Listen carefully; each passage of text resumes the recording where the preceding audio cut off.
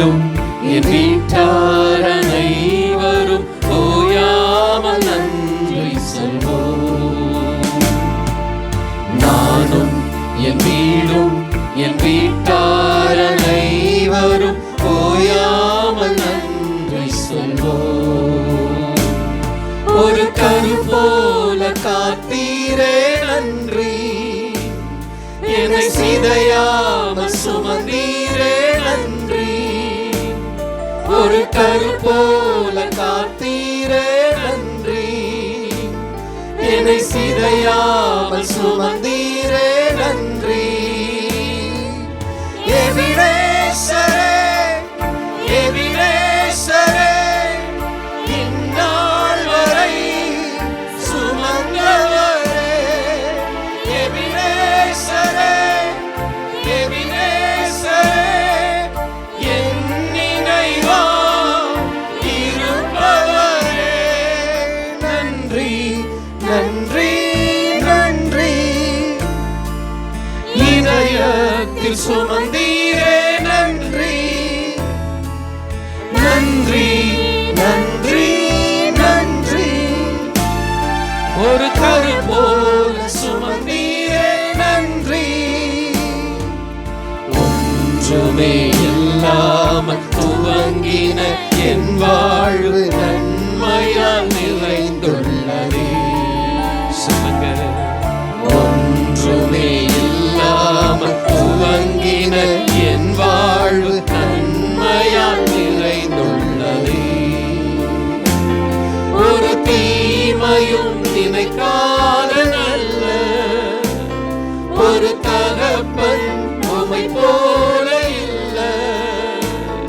ஒரு தீமையும் நினைக்காத நல்ல ஒரு தகப்பன் உம்மை போல இல்ல. எபினேசரே எபினேசரே, இந்நாள் வரை சுமந்தவரே. எபினேசரே எபினேசரே, என் நினைவா இருப்பவரே. நன்றி நன்றி நன்றி, இதயத்தில் சுமந்தீரே நன்றி. நன்றி நன்றி நன்றி, கரு போல சுமந்தீரே நன்றி. அன்றன்றை காண என் தேவைகள் யாவையும் உம் கரம் நல்கியதே. அன்றன்றை காண என் தேவைகள் யாவையும் உம் கரம் நல்கியதே. நீர் நடத்திடும் விதங்களை சொல்ல ஒரு பூரண வார்த்தையே இல்ல. நீர் நடத்திடும் விதங்களை சொல்ல ஒரு பூரண வார்த்தையே இல்ல. எபினேசரே எபினேசரே, இந்நாள் வரை சுமந்தவரே. எபினேசரே எபினேசரே, என் நினைவாய் இருப்பவரே. நன்றி நன்றி நன்றி, இதயத்தில் சுமந்தீரே நன்றி.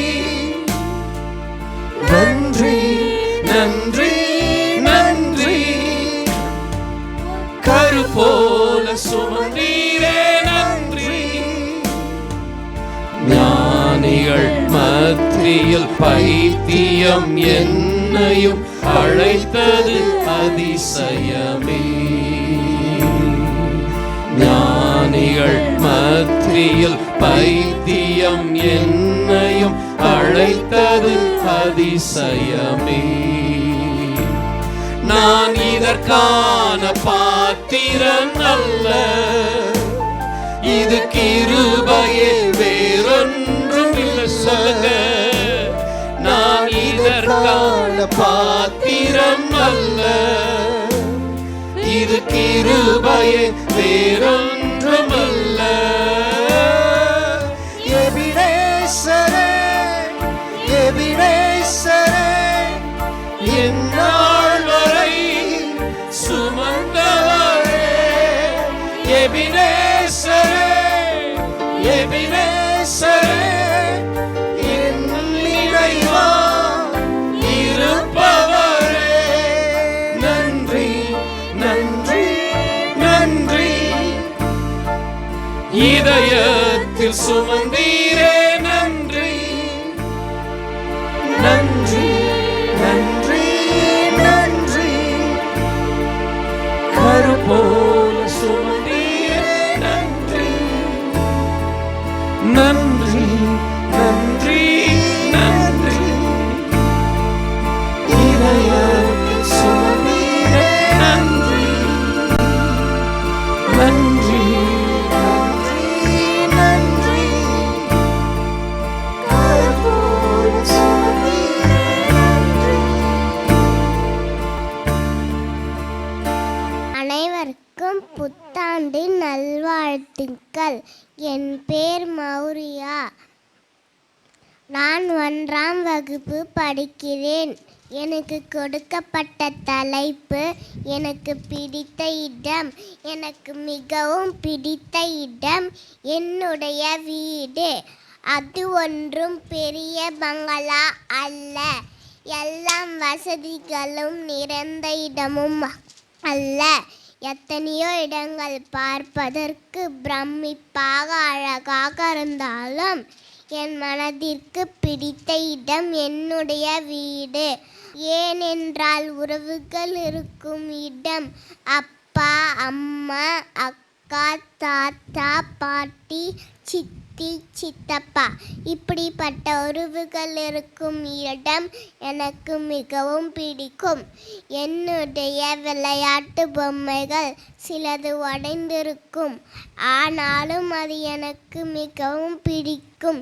இரவு நேரத்தில் நாங்கள் அனைவரும் அமர்ந்து ஒன்றாக சாப்பிடுவது மிகவும் பிடிக்கும். சின்ன சின்ன சண்டைகள், சின்ன சின்ன சிரிப்புகள் எல்லாம் ஆனந்தமாக இருக்கும். எத்தனையோ இடங்கள் பார்ப்பதற்கு பிரமிப்பாக அழகாக இருந்தாலும் என் மனதிற்கு பிடித்த இடம் என்னுடைய வீடு. அது ஒன்றும் பெரிய பங்களா அல்ல.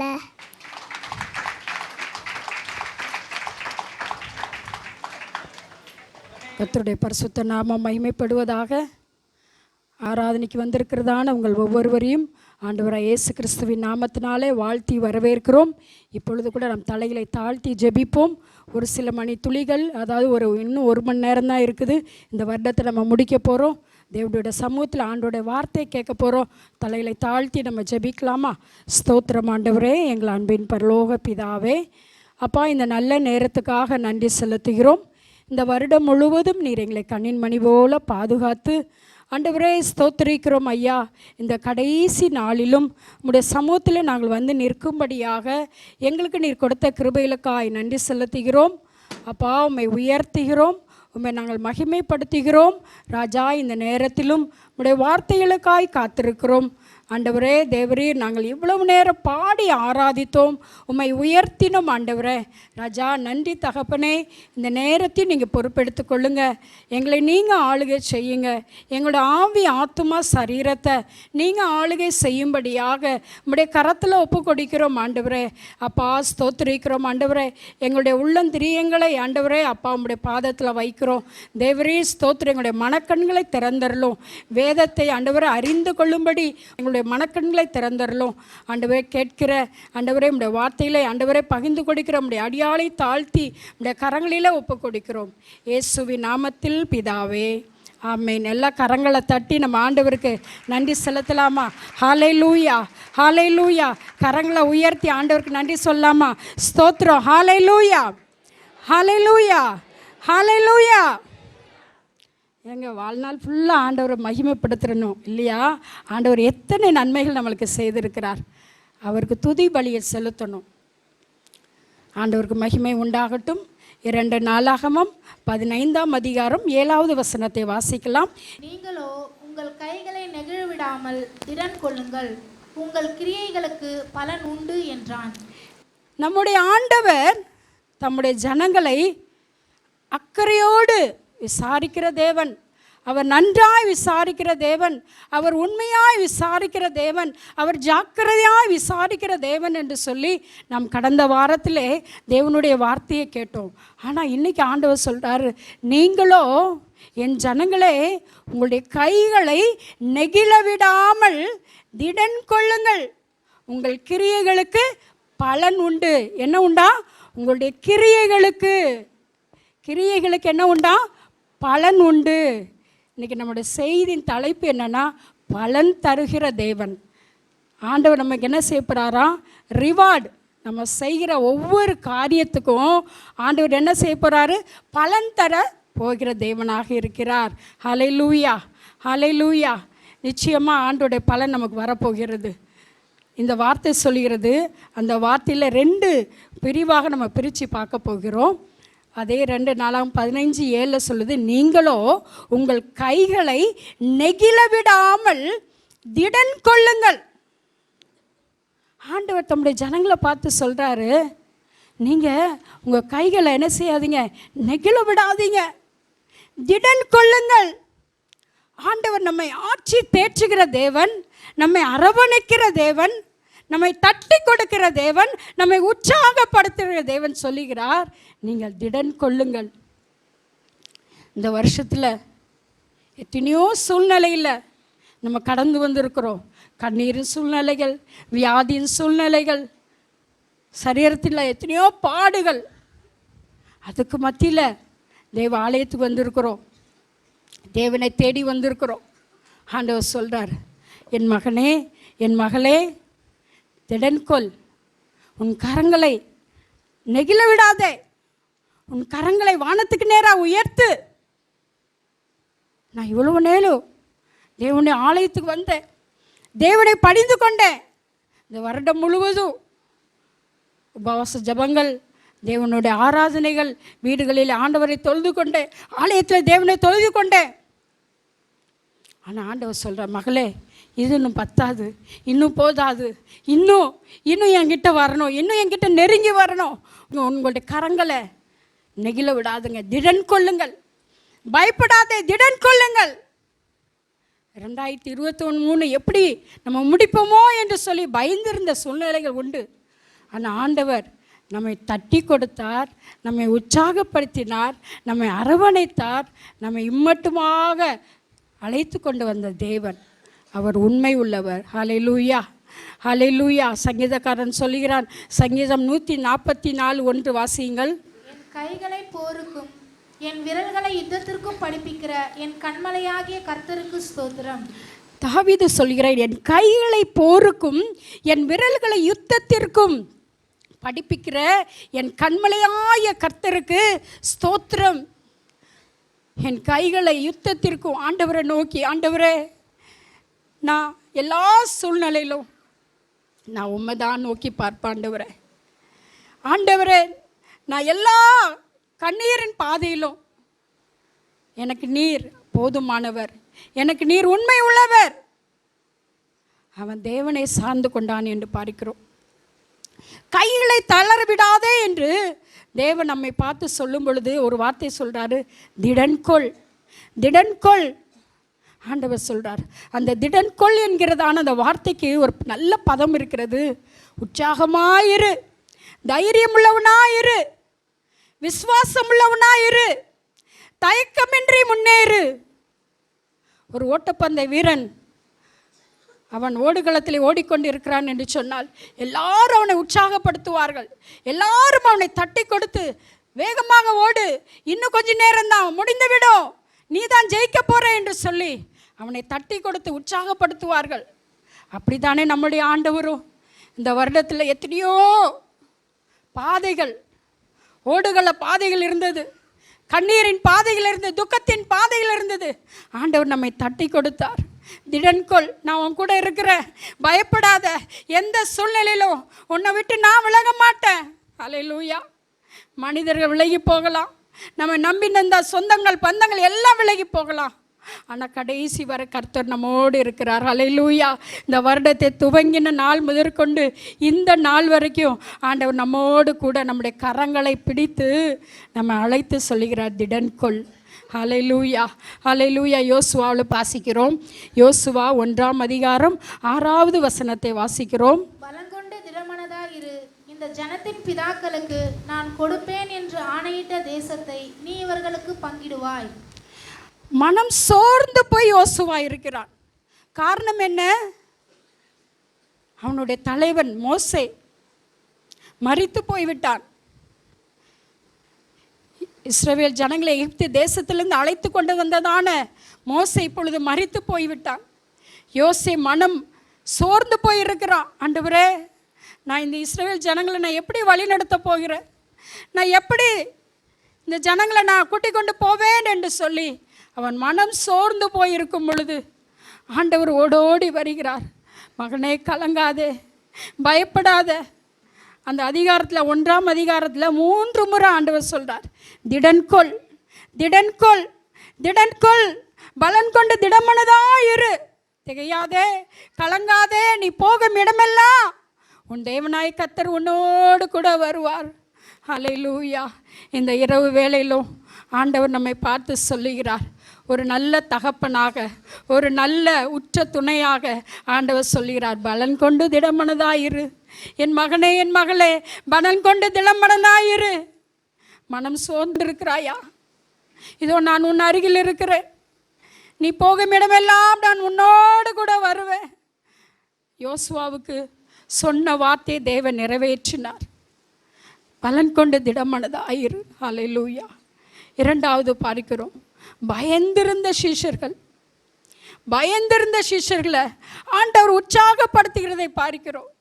வாசிக்கிறோம். யோவான் சுவிசேஷம் 16ஆம் அதிகாரம் 33வது வசனம் இப்படியாக சொல்கிறது, என்னிடத்தில் உங்களுக்கு சமாதானம் உண்டாயிருக்கும் பொருட்டு இவைகளே உங்களுக்கு சொன்னேன். உலகத்தில் உங்களுக்கு உபத்திரவம் உண்டு, ஆனாலும் திடன் கொள்ளுங்கள், நான் உலகத்தை ஜெயித்தேன் என்றார். ஆண்டவர் தம்முடைய சீஷர்களை பார்த்து சொல்லுகிறார். பயந்து போயிருந்த சீஷர்களை பார்த்து, மனம் துவண்டு போயிருந்த சீஷர்களை பார்த்து ஆண்டவர் சொல்லுகிறார், உலகத்தில் உபத்திரவம் உண்டு, திடன் கொள்ளுங்கள், நான் உலகத்தை ஜெயித்தேன். ஹல்லேலூயா. ஆண்டோட கரம் நம் மீது அமர்வதாக. நம்மை தட்டி கொடுக்கிற, உற்சாகப்படுத்துகிற ஒரு தெய்வம் நமக்கு இருக்கிறார். ஹல்லேலூயா. கரங்களை உயர்த்தி, ஆண்டவரே, மனம் சோர்ந்த நேரத்தில், பயந்திருந்த நேரத்தில் எங்களை நீ தட்டி கொடுக்க ஓடோடி வந்து எங்களை உற்சாகப்படுத்தும்படியாக, எங்களை அரவணைக்கும்படியாக நீர் வந்து சொல்லுகிறீர். பலன் கொண்டு திடமனதாயிரு மகனே, பலன் கொண்டு திடமனதாயிரு மகளே. ஹல்லேலூயா, ஹல்லேலூயா. அந்த கர்த்தர் நம்மோடு நம்முடைய வாழ்க்கை பிரயாணத்தில் வந்து கொண்டு இருக்கிறார். அவர் எங்கோ ஒரு இடத்தில் அல்ல, நம்முடைய சூழ்நிலைக்கு ஆண்டவர் நம்முடைய பக்கத்தில் வந்து கொண்டு இருக்கிறார். அவரை தானே தேடுகிறேன், அவருக்காக தானே நான் இருக்கிறேன் என்று சொல்லி நம்ம வாழ்ந்து கொண்டு இருக்கலாம். ஆனால் ஆண்டவர் நம்மை கைவிடாத தேவன். நாம் பாடி ஆராதித்தோம், அவர் கைவிடாத தேவன், இஸ்ரவேலை கைவிடாதவர், அவர்களை விட்டு விலகாத தேவன். பிந்தின இஸ்ரவேல் ஜனங்களாக இருக்கிற நம்மிடத்திலும் ஆண்டவர் ஓடோடி வருகிறார். இந்த இரவு வேளையிலும், ஆண்டவரே, என்னிடத்தில் நீர் வந்திருக்கிறீர் ஐயா, என்னை தேற்றும்படியாக, என்னை ஆற்றும்படியாக, என்னை பலப்படுத்தும்படியாக, என்னை திடப்படுத்தும்படியாக நீர் வந்திருப்பதற்காக உமக்கு ஸ்தோத்திரம் ஆண்டவரே. உள்ளத்தின் ஆழத்திலிருந்து நன்றி சொல்லுவோம். உள்ளத்தின் ஆழத்திலிருந்து ஆண்டவருக்கு ஒரு நன்றி பலிகளை ஏறெடுப்போம். நன்றி ஆண்டவரே.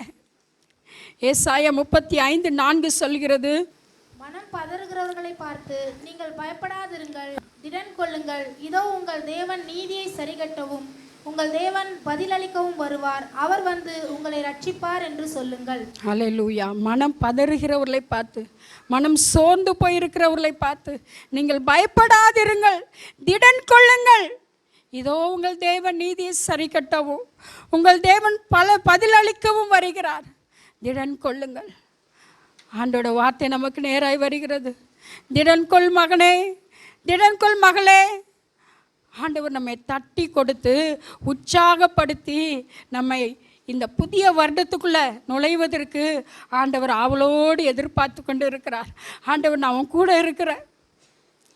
எத்தனையோ வழிகளில் நீ சோர்ந்து போயிருந்தாய், ஆனால் இதோ நான் உன்னோடு இருந்து இந்த பழைய வருடம் மாத்திரமல்ல, வர இருக்கிறதான வருடங்களிலும் உன்னோடு கூட இருக்க போகிறேன், உன்னோடு இருப்பேன் என்று சொல்லி ஆண்டவர் நம்மை தட்டி கொடுக்கிற தேவனாக இருக்கிறார். அது மாத்திரமல்ல, 2 நாளாகமம் 15ஆம் அதிகாரம் அடுத்த பகுதியை நம்ம வாசிக்கலாம். நீங்களோ உங்கள் கைகளை நெகிழ விடாமல் திடன் கொள்ளுங்கள், உங்கள் கிரியைகளுக்கு பலன் உண்டு என்றான். முதலாவது ஆண்டவர் சொன்னார், நீங்கள் உங்களுடைய கரங்களை நெகிழ விடாமல் திடன் கொள்ளுங்கள், திடன் கொள்ளுங்கள் என்று சொன்ன தேவன் இரண்டாவது ஒரு காரியத்தை சொல்றார், உங்கள் கிரியைகளுக்கு பலன் உண்டு. ஹல்லேலூயா, ஹல்லேலூயா. எல்லா கரங்களை உயர்த்தி நம்ம ஆண்டவருக்கு, ஆண்டவரே நான் செய்கிற ஒவ்வொரு கிரியைக்கும் நீங்கள் பலனை நீங்கள் வச்சுருக்கிறீங்க ஆண்டவரே. ஆண்டவரிடத்தில் கேட்கலாமா? ஆண்டவரே ஸ்தோத்திரம், ஆண்டவரே நான் செஞ்ச ஒவ்வொரு காரியத்தை ஒருவேளை மனுஷன் மறந்து போகலாம் ஆண்டவரே, சொந்த பந்தங்களுக்கு ஆண்டவரே நான் எத்தனையோ காரியங்கள் செய்த அவர்கள் மறந்து போகலாம், ஆனால் எங்கள் தேவாதி தேவன் நீர் மறக்கிறவர் அல்ல. ஹல்லேலூயா, ஹல்லேலூயா. ஓ ஸ்தோத்ரம்.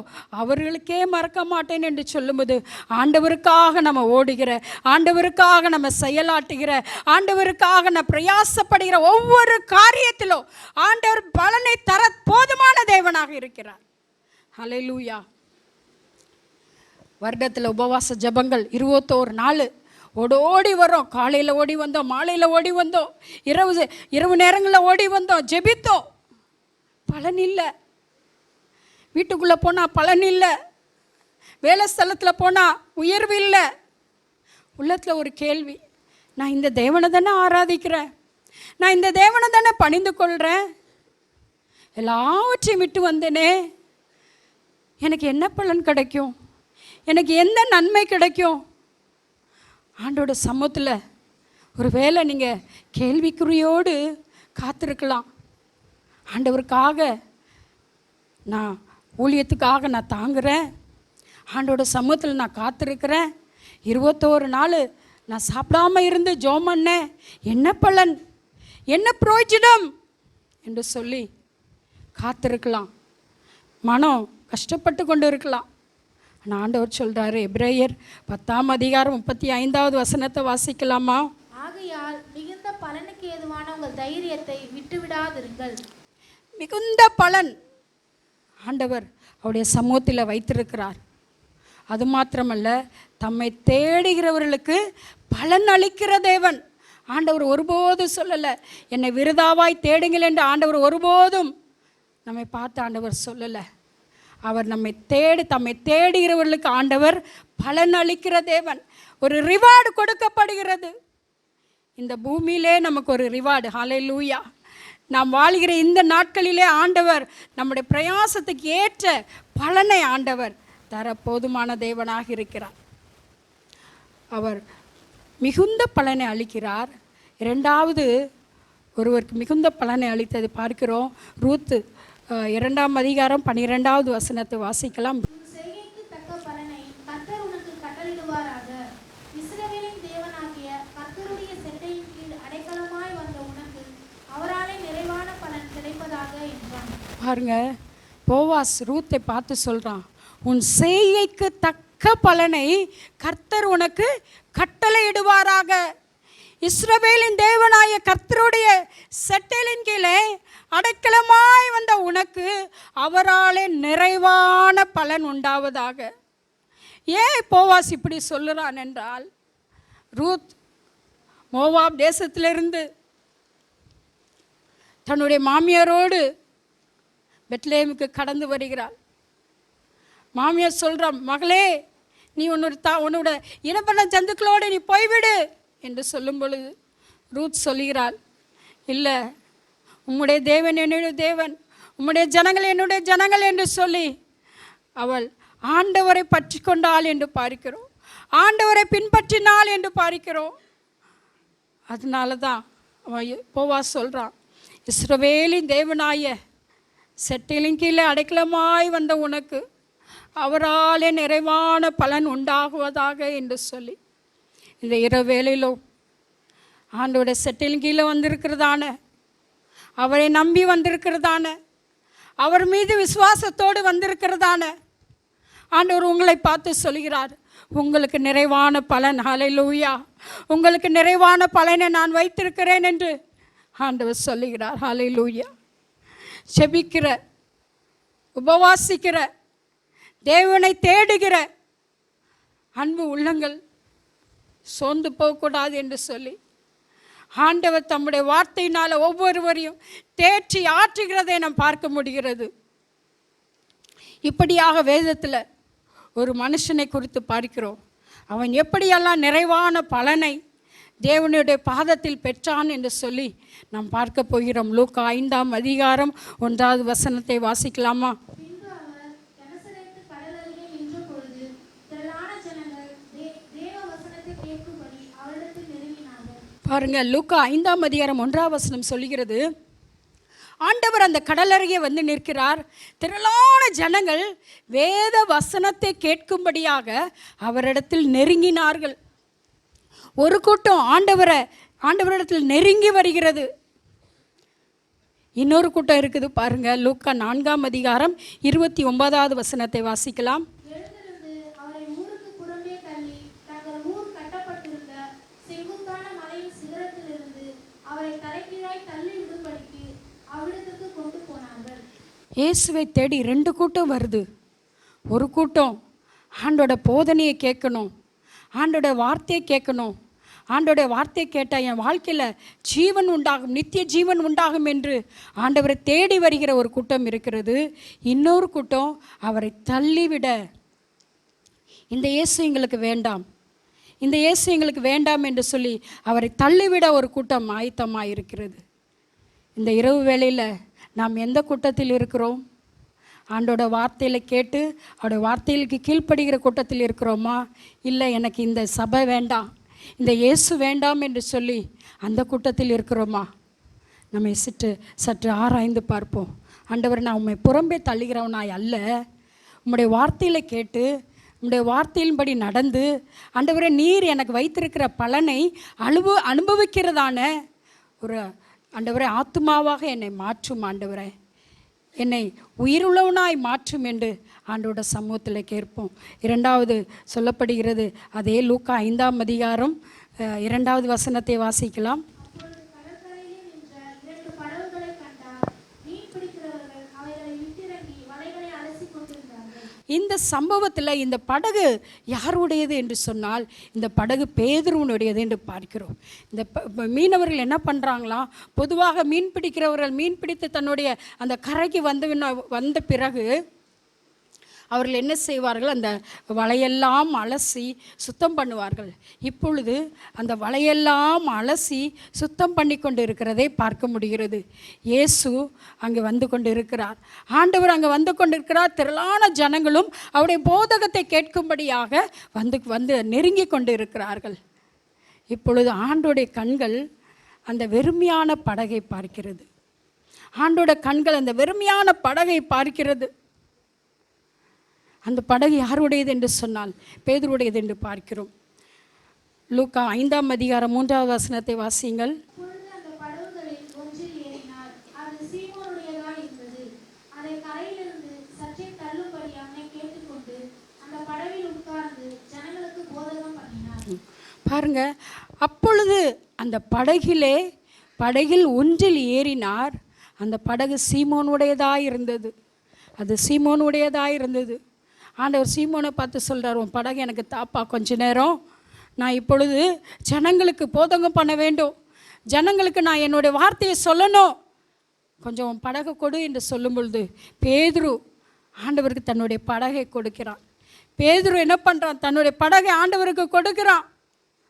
எல்லாரும் ஒருவேளை சீக்கிரமாக போயிருக்கலாம், பேதுரு எந்த மீனும் கிடைக்கல, படகுல அதாவது கடலுக்கு போய் எந்த ஒரு பிரயோஜனமும் இல்லை, சீக்கிரமாக போயிருக்கலாம். ஆனால் அந்த நேரத்தில் அவன் ரொம்ப தாமதமாக வலைகளை அலசி கொண்டு இருக்கிறான். ஆண்டவர் வருகிறார், பேதுருவே உன் படகை எனக்கு கொடு, நான் ஜனங்களுக்கு போதனை செய்ய வேண்டும் என்று சொல்லும் பொழுது தன்னுடைய படகை கொடுக்கிறான். வெறுமையான படகு. அந்த படகுல ஆண்டவர் ஏறிக்கொண்டார். ஏறிக்கொண்டு தம்முடைய வார்த்தைகளெல்லாம் ஜனங்களுக்கு போதிக்கிறார். தன்னுடைய எல்லா போதனையும் முடிந்த உடனே ஆண்டவர் பேதுருவை பார்த்து சொல்கிறாரு. 4வது வசனத்தை வாசிக்கலாமா? அவர் போதனை பண்ணி முடித்த பின்பு சீமோனை நோக்கி, ஆழத்திலே தள்ளி கொண்டு போய் மீன் பிடிக்கும்படி இந்த வலைகளை போடுங்கள் என்றார். இல்லை, மறுபடியும் அதையும் வாசிச்சிடுங்க. 5வது. அதற்கு சீமோன், ஐயரே, ராம் முழுவதும் நாங்கள் பிரயாசப்பட்டும் ஒன்றும் அகப்படவில்லை. ஆகிலும் உம்முடைய வார்த்தையின்படியே வலையை போடுகிறேன் என்றான். பாருங்க, ஆண்டவர் போதகம் பண்ணி முடித்து விட்டார். பேதுருவை பார்த்து சொல்கிறார், பேதுருவே, நீ போய் ஆழத்தில் உன் வலையை போடு. அப்போ பேதுரு சொல்கிறான், ஐயரே, நான் இரவு முழுதும் பிரயாசப்பட்டேன். என் பிரயாசத்துக்கு ஒரு பலனும் இல்லை ஆண்டவரே. நான் ராத்திரி முழுக்க பிரயாசப்பட்டேன், எனக்கு எந்த ஒரு மீனும் அகப்படலை. ஆயினும் உடைய வார்த்தையின்படி நான் கீழ்ப்படுகிறேன் சொல்கிறான். பேதுரு நல்ல திறமைசாலி. அவனுக்கு எல்லா திறமைகளும் இருக்குது. அவனுக்கு நல்ல யுக்தி இருக்குது, எப்படி மீன் பிடிக்கணும், எல்லா திறமைகளும் இருக்குது. ஆனாலும் எல்லாமே தோல்வி, எல்லாமே 0, ஒன்றுமே இல்லை, வெறுமையான படகு.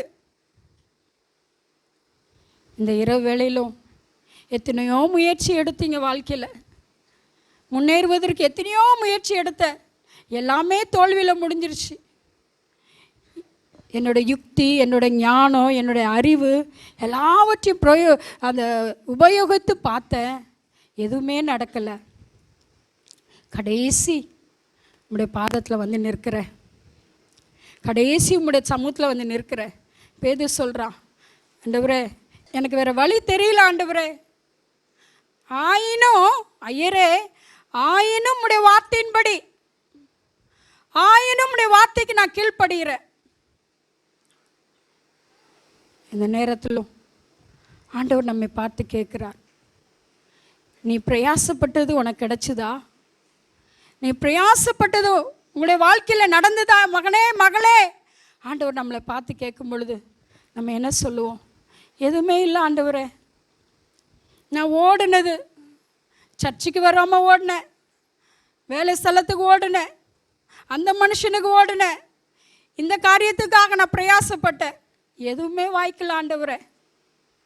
இரவு முழுவதும் பிரயாசப்பட்டேன், ஒன்றுமே அகப்படலை, ஒன்றுமே என் வாழ்க்கையில் கிடைக்கல. 2023 எப்படியோ நம்ம கழிச்சிருக்கலாம், எப்படியோ நம்முடைய வாழ்க்கை போயிருக்கலாம். ஆனால் ஒரு தீர்மானம் எடுப்போம், ஆண்டவரே, உலகத்துக்கு ஓடினது போதும், மனிதர்களுக்காய் பிரயாசப்பட்டது போதும். ஆனால் என் கர்த்தருக்காக நான் எதாயிலும் செய்யணும், என் கர்த்தருக்காக நான் வாழணும், என் கர்த்தருக்காக உண்மையாய் நான் ஜீவிக்கணும். இந்த இரவில் ஒரு தீர்மானம் எடுக்க போகிறோம் நம்ம எல்லாரும் சேர்ந்து. பேதுரு சொல்கிறான், ஆண்டவரே, என்னுடைய பிரயாசத்துக்கு பலன் இல்லை ஆண்டவரே, என்னுடைய பிரயாசத்துக்கு ஏற்ற பலன் இல்லை ஆண்டவரே. ஆண்டவர் சொல்கிறார், ஆழத்தில் போய் வலையை போடு. உலகம் சொல்லும், அதாவது பொதுவாக உலகத்தின் கூற்று எப்படி என்று சொன்னால், மீனவர்கள் எல்லாம் இரவு நேரத்தில் தான் போய் மீனை பிடிப்பாங்க. ஆனால் இப்பொழுது ஆண்டவர் சொல்கிறார், பகலில் ஆழத்தில் போய் வலையை போடு, ஆழத்தில் போய் வலையை போடு. பேதுரு மனசுக்குள்ளே ஒரு கேள்வி இருந்திருக்கலாம், ஆண்டவர் இப்படிலாம் சொல்கிறாரு, சரி, தயக்கம் இல்லாமல் போகிறான் கடலுக்கு. ஆழத்தில் போய் வலையை போடுகிறான். ஆண்டவர் ஒரு பெரிய அற்புதத்தை அவனுக்கு வைத்திருக்கிறார். ஹல்லேலூயா, ஹல்லேலூயா. ஆண்டவர் அவனுடைய வாழ்க்கையில் அவன் பிரயாசத்துக்கு ஏற்ற பலனை, என்ன பிரயாசப்பட்டான்? ஆண்டவருக்காக தன்னை விட்டு கொடுத்தான், ஆண்டவருக்காக தன்னுடைய படையை கொடுத்தான், ஆண்டவருக்காக தன்னுடையதான எல்லா காரியங்களையும் விட்டு கொடுத்ததை பார்க்கிறோம். அவன் வாழ்க்கையில் முதலாவது செய்த காரியம், வலையை அலசி கொண்டு இருந்தான். இந்த இரவு வேளையிலும் ஒருவேளை நம்முடைய வாழ்க்கையில் காணப்பட்ட கர்த்தருக்கு பிரியமில்லாத காரியங்கள் இருக்கும் என்று சொன்னால், இந்த நேரத்தில் நம்ம அறிக்கை செய்து, ஆண்டவரே என் வாழ்க்கையில் எதெல்லாம் உமக்கு பிரியமில்லாமல் இருக்குதோ நான் எல்லாவற்றையும் அலசி ஆராய்ந்து அதை விட்டு விடுகிறேன் ஆண்டவரே என்று சொல்லி ஆண்டவர் பாதத்தில் நம்மை அர்ப்பணிக்கும் பொழுது, செப்பனியா 2ஆம் அதிகாரம் 2வது வசனம் சொல்கிறது, நீங்கள் உங்களை உய்த்து ஆராய்ந்து சோதியுங்கள். பேதுரு வலையை அலசி கொண்டிருந்தான். அவனுடைய வலையெல்லாவற்றையும் அலசினது போல இந்த இரவு வேளையில் ஆண்டவரே, முதலாவது என் வாழ்க்கையில் ஏதாயிலும் பரத்துக்கு விரோதமாக உமக்கு விரோதமாக ஆண்டவரே எனக்கு உமக்கு பிரியமில்லாத காரியங்கள் என் வாழ்க்கையில் ஒளிந்து கொண்டு இருக்கும்னா தயவாய் என்ன மன்னிங்க. உம்முடைய பரிசுத்த இரத்தத்தினால என்னை கழுவி சுத்திக்கிறங்க. மறுபடியுமாக ஆண்டவரே உம்முடைய அன்புக்குள்ளே என்னை கடந்து வர செய்யுங்க. வலையை அலசி நான் என்று பார்க்கிறோம். என் வாழ்க்கையை அலசி ஆராய்ந்து வேதனை உண்டாக்கும் வழி உங்களிடத்தில் என்னிடத்தில் உண்டோ என்று பார்த்து நித்திய வழியிலே என்னை நடத்தும் என்று சொல்லி தேவனுடைய கரத்திலே கொடுப்போம். 2வது அவன் செய்த காரியம் என்னவென்று சொன்னால், தன்னுடைய படகை இயேசுக்கு கொடுத்தான், தன்னையே கொடுத்தான். இந்த இரவு வேளையில் உங்களை நீங்கள் முழுமையாய் தேவனுடைய கரத்தில் கொடுங்க. ஆண்டோட வார்த்தைகள், ஆண்டவருக்காய் சாட்சியாய் வாழுவேன், இந்த கிராமத்தில் நான் சாட்சியாய் வாழுவேன், கர்த்தருக்காக நான் ஏதாயிலும் செய்வேன் என்று உங்களை அர்ப்பணியுங்கள். 3வது கர்த்தருக்கு கீழ்ப்படியுங்கள். பேதுரு கர்த்தருக்கு கீழ்ப்படிந்தான். ஆண்டவர் அவனுக்கு ஏற்ற அவனுடைய கிரியைக்கு ஏற்ற பலனை ஆண்டவர் அவனுக்கு கொடுத்தார். பிரயாசத்துக்கு ஏற்ற பலனை ஆண்டவர் கொடுத்தார். ஹல்லேலூயா, ஹல்லேலூயா. இந்த இரவு வேளையிலும் தேவன் சொல்லுகிறார், திடன் கொள்ளுங்கள், உங்களுடைய கரங்களை நெகிழ விடாதிருங்கள், திடன் கொள்ளுங்கள். கர்த்தர் நிச்சயமாகவே நம்முடைய வாழ்க்கையில் பெரிய காரியங்களை செய்ய போதுமானவராயிருக்கிறார். முடியாது என்று உலகம் சொல்லும், ஆனால் என் தேவனால் எல்லாம் கூடும். ஹல்லேலூயா. கரங்களை தட்டி தேவனுக்கு நன்றி செலுத்துவோமா? உலகம் சொல்லும் இது முடியாது, இது சாத்தியம் இல்லை, ஆனால் என் தேவன் ஹல்லேலூயா சாத்தியம் இல்லாதவைகளை எல்லாவற்றையும் அவரால் செய்ய முடியும். அந்த தேவனை இன்னும் நாம் கிட்டி சேருவோம். அந்த தேவனுக்காகவே வாழுவோம், அவருடைய சித்தம் செய்வோம், அவருக்காக நம்முடைய வாழ்க்கையை அர்ப்பணிப்போம். தேவன் பெரிய காரியங்களை செய்வாராக. ஹல்லேலூயா. நம்ம எல்லாம் முழங்கால் படியிட்டு ஆண்டவரை நோக்கி பார்த்து, ஆண்டவரே ஸ்தோத்திரிக்கிறோம், இந்த இரவு வேளையிலும் ஆண்டவரே ஸ்தோத்திரிக்கிறோம் ஐயா.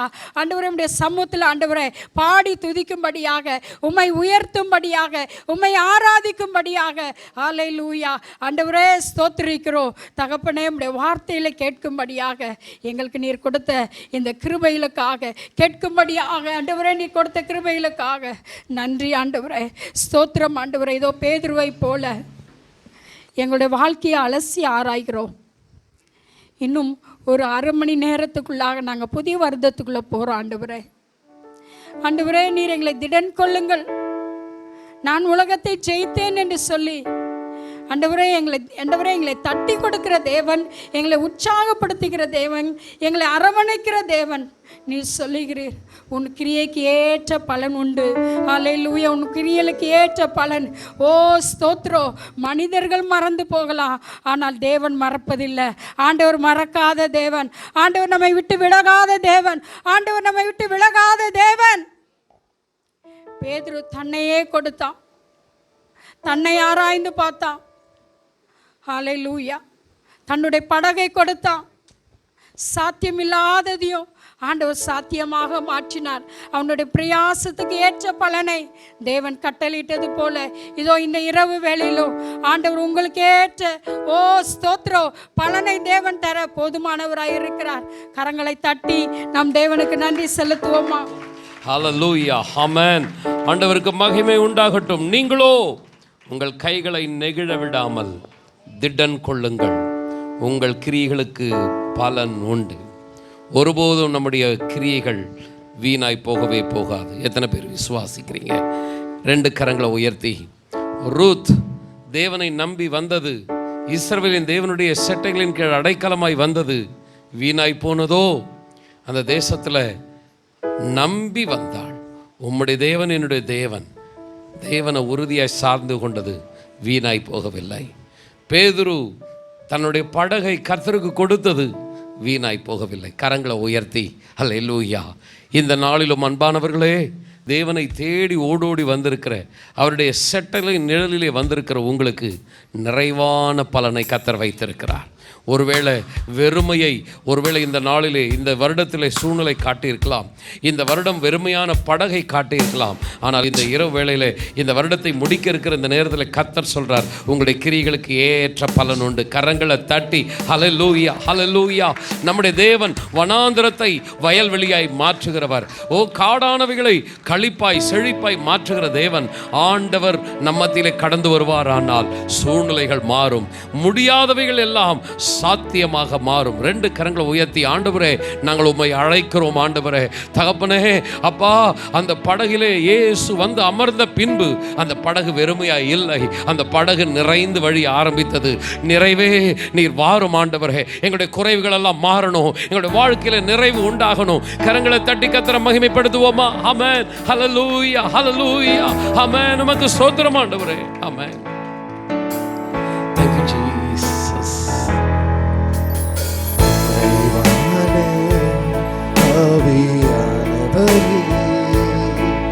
நீர் வரும்போது குறைவுகள் மாறுமே. நிறைவான ஆவியானவரே, நீர் வரும்போது குறைவுகள் மாறுமே. நீர் வந்தால் சூழ்நிலை மாறுமே. முடியாததோ சாத்தியமாகுமே. நீர் வந்தால் சூழ்நிலை மாறுமே. முடியாததும் சாத்தியமாகுமே. நிறைவே நீர் வாருமே. நிறைவே நீர் வேண்டுமே. நிறைவே நீர் போதுமே. ஆவியானவரே, நிறைவே நீர் வாருமே. நிறைவே நீர் வேண்டுமே. நிறைவே நீர் போதுமே. ஆவியானவரே, வனாந்திரம் வயல்வெளியாகுமே. பாடுங்க. பாடானது பயிரிலமாகுமே. இயேசுவே, வனாந்திரம் வயல்வெளியாகுமே. பாடானது பயிர் நிலமாகுமே. நீர் வந்தால் சூழ்நிலை மாறுமே. முடியாததும் சாத்தியமாகுமே. நீர் வந்தால் சூழ்நிலை மாறுமே. முடியாததும் சாத்தியமாகுமே. நிறைவே நீர் வாருமே.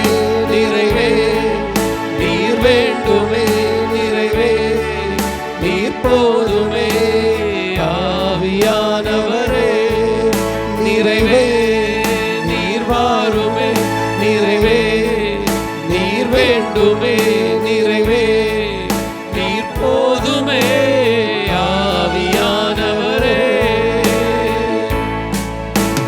பலவீனம் பலனாய் மாறுமே. சுகவீனம் சுகமாய் மாறுமே. பலவீனம் பலனாய் மாறுமே.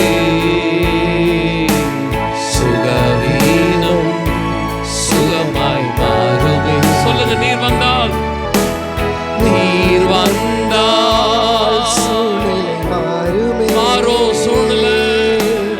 முடியாததும் சாத்தியமாகுமே. சொல்லுங்க,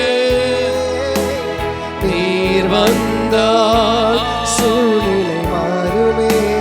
இயேசுவே, முடியாததும் சாத்தியமாகுமே. கரங்களை உயர்த்தி, கரங்களை உயர்த்தி. நிறைவே